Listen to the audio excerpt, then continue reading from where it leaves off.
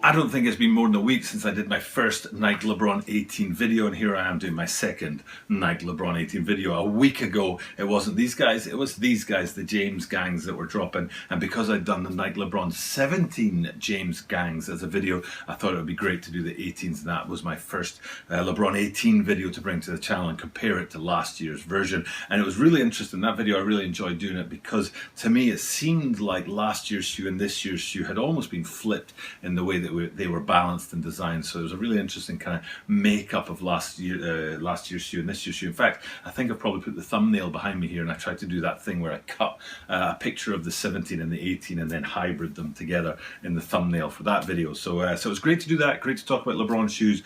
I mean, the 17s are an absolutely iconic shoe for me. I think it's one of the best shoes I've ever seen, like you know, ever. I'm not just being exaggerating. I'm not just saying for the LeBron line. I'm saying as any sneaker out there, I think the 17s are going to stand the test of time as one of the great iconic silhouettes. So when the 18s came along, it was hard for them to live up to that in my estimation. And I probably showed you the Harlem Fashion Rose from last year because that was one of my favorite LeBron 17 colorways. And then getting into this year's shoe, like there were a few details on it that I thought were good, but you know, basically I feel like it's a little bit of a step back. Even though the technology in it is a step forward as far as design goes, it feels closer to a 15 or a 16 than it does to a progression beyond the 17. But the big thing, like I said, is the technology in the shoe. It's a heavily technology-based shoe, and that's very evident in the design as well. They try to match design and technology and fit those two things together, and sometimes it works and sometimes it doesn't. In the case of today's shoe, there's a lot going on that does actually work, and a couple of things that I'm a bit about. So without further ado, let's get into all that and have a look at the upcoming release of the Nike Lebron 18 Lakers. This is a Tokyo Bada 23 Sneaker channel, Tokyo Bada 23 Sneaker channel des. Mainichi Atsuno de, Mainichi Miti Kudasai. And every single day from Tokyo, Japan, I bring you content about upcoming sneaker releases, sneaker news, and sneaker reviews. And this one's coming on October the 23rd. I'm shooting this video on October the 4th or the 3rd maybe, but it will actually drop midweek, so maybe the 8th, so a couple of weeks before the drop date. That's what I'm looking to do, is to give you guys a look at a shoe in advance of the drop date so you can work out if you want to buy it and know exactly what you're getting if you're getting your hands on this shoe. But what it is the middle of the NBA Finals. And the last time I looked, it was only game one that the Lakers had won. I think if I check the news now, because of the time difference, game two would have finished as well. But I don't know what the score was, so I don't know if it's 1-1 in the series or 2-0 to the Lakers. But you might be watching this when the whole series has been completed, in one way or the other. You know, we know who won the NBA title this year, so it could be the Lakers. But I'm guessing that's why they're dropping this shoe at this time, is because it's going to be right on the back end of the NBA Finals. You know, the Lakers are in the finals, obviously, and they've won the first of the games, potentially 7 games. But you know, Lakers fans, I'm sure, will be hoping it'll be just 4 games. So it's a great time to bring out a shoe like this. I was a bit disappointed in the Jordan 4 PSGs, the Paris Saint-Germain's, but I think they were, because you know, the reason I was disappointed is because they dropped so far after the Champions League final. But I don't think they were planned to be coinciding with the Champions League, because the Champions League would have been back in June, but they actually had the finals for it in like August or something like that. And then so it was kind of confused, the Champions League final, and of course nobody knows who's going to make it to the finals. So the PSG, the Paris Saint-Germain Jordan 4s and the Champions League final, there's a kind of parallel to this, the Lakers LeBron 18 and the NBA finals. So but like I say, these guys are going to come around a few weeks after the NBA finals have finished, and if the Lakers do go on and win it, I'm sure the shoe will actually, you know, ride that wave and go forward with it as well. Now, 2 first impressions. Straight away when I looked at this shoe, I had 2 instant impressions about it. And the first one was not enough gold. Lakers fans out there, I'm sure, will be echoing my thoughts and saying, you know, there's the purple's there, matching the uniforms and the colours of the Los Angeles Lakers, but there's not enough gold in this shoe. Now, there are 2 places where the gold comes in, and as we go through the details on the shoe, I'll be able to show that to you guys. But there just wasn't enough, you know, gold going on in that. So it was, to me, that was the first impression. But maybe, just maybe, the hits of gold that I show you make up for that. So the first impression, not enough gold, but when you look at it a bit more closely, you're like, well, maybe there is enough gold. Now, the second impression is really hard to explain. really hard. So what I'm showing you right here is the midsole of the shoe, and somehow I need to explain to you that I dig how the front half of the midsole is the inverse of the back half of the midsole. Now maybe looking at the picture and listening to me say that is enough to explain it, and I'm wasting my time trying to explain it. But what I'm talking about is that the front half of the midsole is in white, and there's a purple strip that runs along it, which is probably over my left shoulder, hopefully. So you've got white midsole, purple stripe, but then if you look at the back end of the shoe, you've got a purple midsole and a white stripe, but they're just the balance between them, and then the opposing colors, the opposition of the colors, I think is very cool. It's the first thing I saw. My eyes went straight to that whole sort of balance there. It's almost like yin and yang. It's almost like a monochrome or a negative of a photograph or something, you know.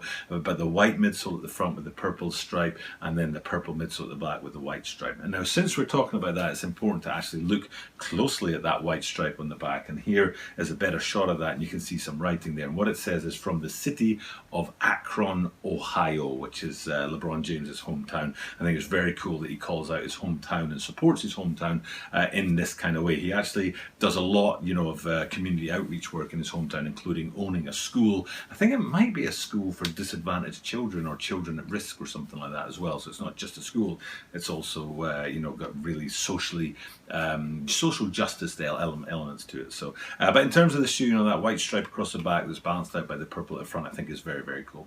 Okay, let's have a look at this guy and talk about some more details on it. We go to the upper and have a close-up look at that, and just like the James gangs before them, these guys are a black upper, and then if you zoom in, just like the James gangs, there's these little dots throughout to give it a little extra color. But in the case of these guys, it's purple to give you that little hit of Lakers in there. And then if you come forward to the toe box, you can see that first hit of two that have the gold on there, the very small gold swoosh at the front. And when you compare that to the back end of this shoe, which is purple, purple, purple, you can understand why this tiny little gold swoosh in the front just doesn't seem quite enough. But that is a major sort of design feature on the shoe, and it is one point where we've got that the gold. Now we will travel to the heel and look at the purple on the back there in a minute, but first I want to go from the toe box up the lacing system, because there's two things about the lacing system. Primarily, both of them, I'm talking about the tongues, and the first is what was very evident on the James gangs was the 3 air units that run up the length of the tongue. They're not so sort of poppy in this shoe. They're not as quite as colourful and in your face as the James gangs, but they're still very much there. And then you get to the top of the tongue, and I asked the question in the James gangs video about that very rigid looking plastic, almost Jordan 6-esque top of the tongue on there, and whether that was a feature of the James gangs or just a standard feature across all of the LeBron 18s. But seeing it on these guys, it looks like it might be a standard feature across all of them.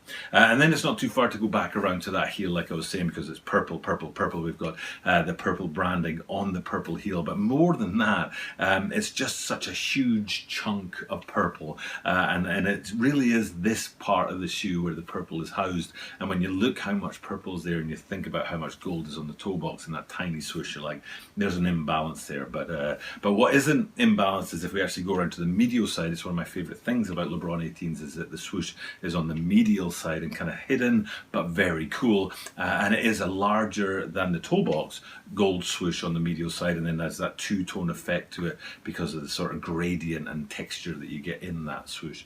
But now the last thing I want to do is I want to pan out and have a look at the medial side and really focus in on the purple of the heel and the black of the forefoot, because that's where we started this video. We started talking about the technology that goes into the LeBron 18s that makes it one of the most innovative shoes technologically on the courts at the very moment, and that comes from this two halves, the purple at the back and the black at the front, because the purple at the back is all about stability and strength, and the black at the front is all about adaptability and sort of there's a word for it, it's missing from my head right now, but just having that sort of flexibility. So the rigid heel and the flexible front are all about you know, different things you can do on the basketball court, changing direction, you know, having a solid base to shoot off of so you can shoot hoops and things like that. So now flipping it back out, we'll come to the pair to finish off the video. So you've got the two shoes there. Hopefully looking at this, you've got enough from me to understand this shoe and be able to say that I want to see the outsole. Maybe that's what you want to say, because here is the outsole. I forgot to talk about it because